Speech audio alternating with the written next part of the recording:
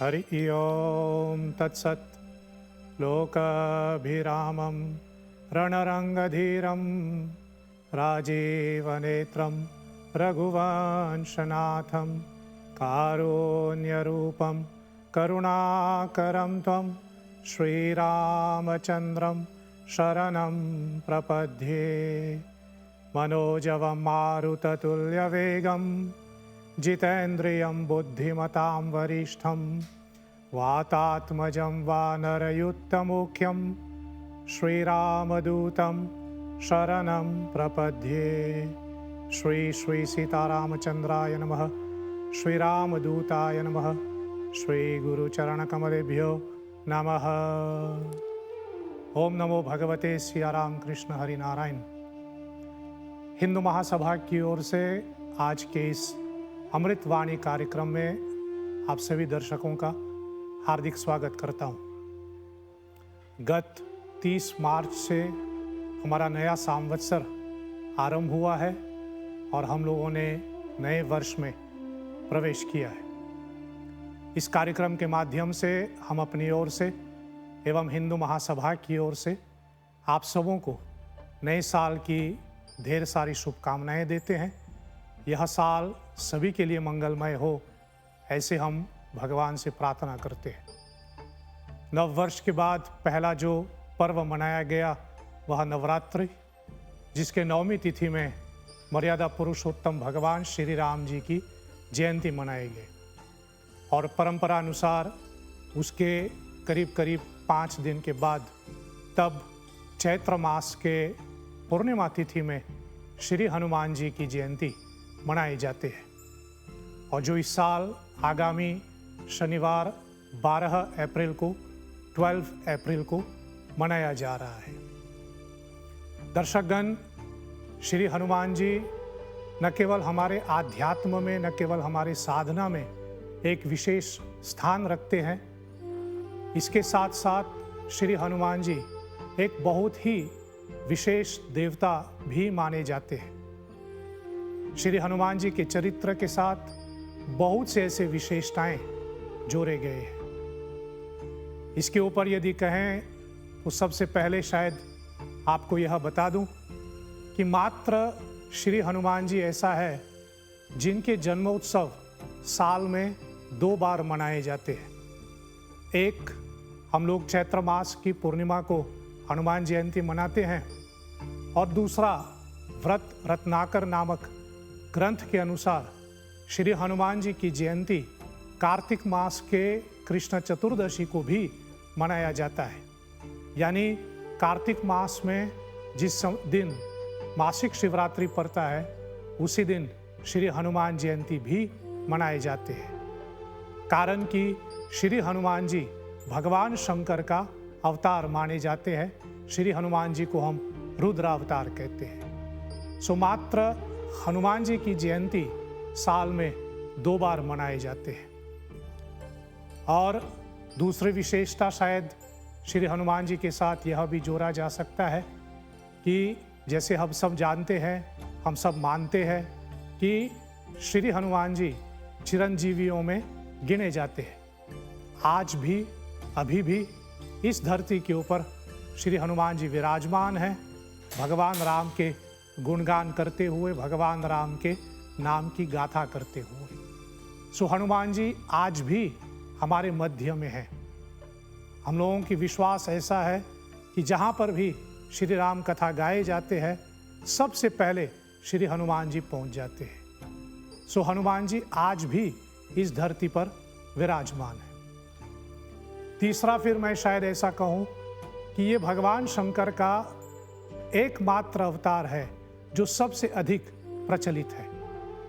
भगवान शिव के अनेकों अवतार बताए गए हैं, परंतु शायद भगवान शिव के अलग अलग अवतारों के विषय में सभी लोगों को ज़्यादा ज्ञात नहीं है। लेकिन भगवान शिव के ये 11वें रुद्रावतार सभी परिचित होते हैं।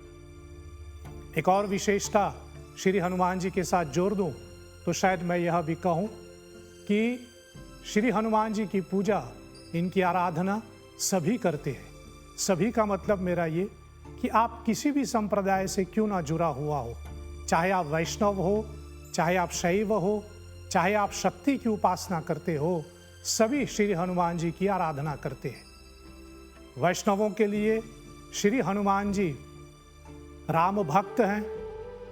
शैव के लिए श्री हनुमान जी तो साक्षात शंकर भगवान हैं।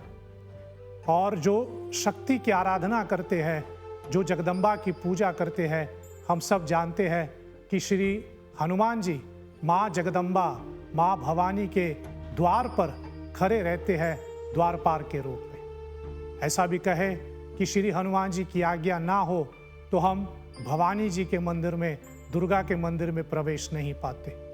इसलिए चाहे आप वैष्णव हो, चाहे आप शिव जी को मानते हो, आप किसी भी संप्रदाय से क्यों जुड़ा हुआ न हो, श्री हनुमान जी की पूजा सभी संप्रदायों में बराबर किया जाता है।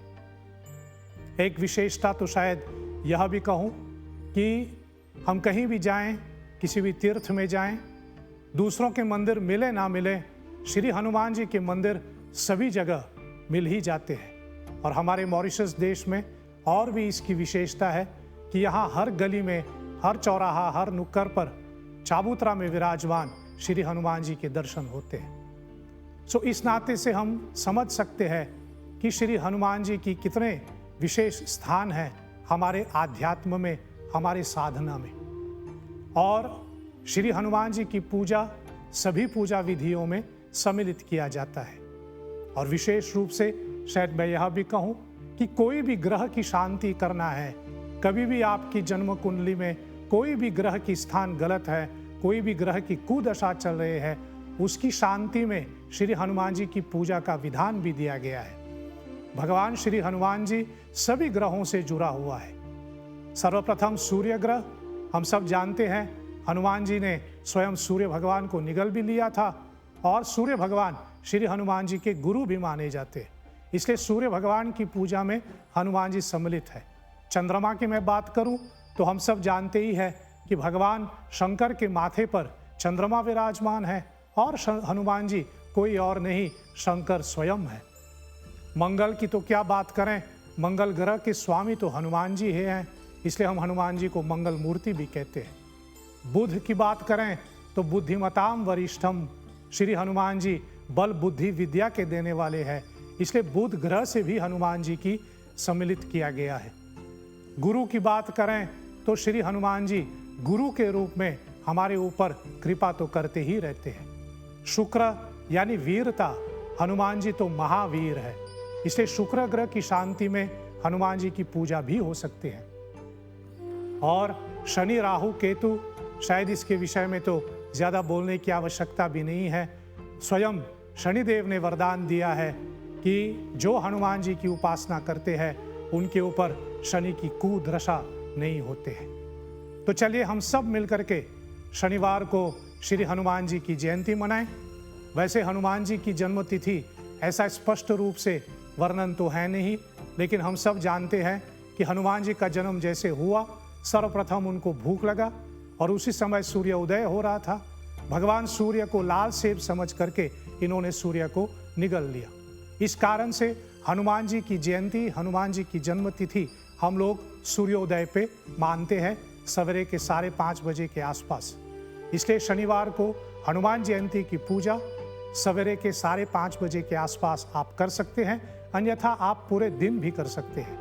वैसे हम लोग तिथि को ज़्यादा महत्व देते हैं वार से, लेकिन इस साल हनुमान जयंती की जो पर्व है बड़े सुंदर संजोग में है कि इनके तिथि भी शुभ है और वार भी शुभ है। हम सब जानते हैं शनिवार को हनुमान जी की पूजा होते ही रहते हैं, इसलिए इस शनिवार को जो हनुमान जी पढ़ रहे हैं जयंती उनका, वह बहुत विशेष है।